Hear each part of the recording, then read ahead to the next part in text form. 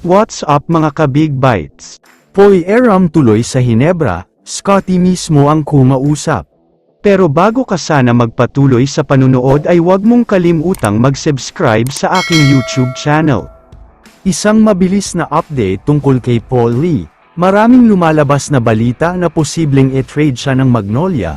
Ayon sa mga ulat, malaki daw ang chance na ito na ang huling conference niya bilang Magnolia player.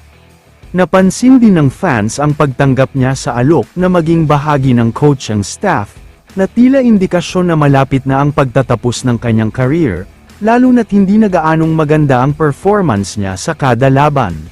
Para sa akin, kakayanin pa siguro ni Paul Lee na maglaro ng 2 hanggang 3 taon, hindi rin naman masamang subukan niya ang coaching, lalo na't may experience siya at posibleng maging bahagi pa siya ng Magnolia coaching staff. Samantala, ang pinakamainit na balita ngayon sa Philippine basketball ay ang paglipat ni Poy Aram sa Barangay Hinebra.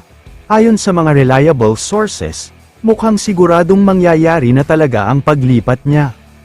Punong-puno na raw ng pagkadismaya si Coach Chot kay Poy Aram. Ayon sa ulat ay binigyan na siya ng maraming pagkakataon para ayusin ang kanyang ugali, ngunit tila lalo pa itong lumala, kasama na ang kanyang mainitin na ulo. Noong December lang, nasuspinde pa si Aram ng isang laro at pinagmulta ng 20,000 pesos matapos ang kanyang flagrant foul penalty laban kay Glenn Yang. Patunay lang daw ito na may seryosong issue sa kanyang pag-uugali. Ayon sa mga post sa social media, si Scotty Thompson daw ang nag-imbita kay Poy Aram na maglaro sa Hinebra. Ayon kay Scotty ay naniniwala siya na magbabago si Poy kapag napabilang na siya sa kanilang team. Para sa mga hindi nakakaalam, si Scotty rin ang dahilan kung bakit napunta si Troy Rosario sa Hinebra. Ngayon ay isa na namang mahusay na bigman ang posibleng makuha ng Hinebra, dahil yan syempre sa tulong ni Scotty. Ang magiging challenge na lang dito ay kung matutulungan nga ba nilang magbago si Poy Aram. Pero sa tingin ko ay magiging maayos siya under ng SMC Group. Marami ng matigas ang ulong player noon na naging mabait nung lumipat sa kanila.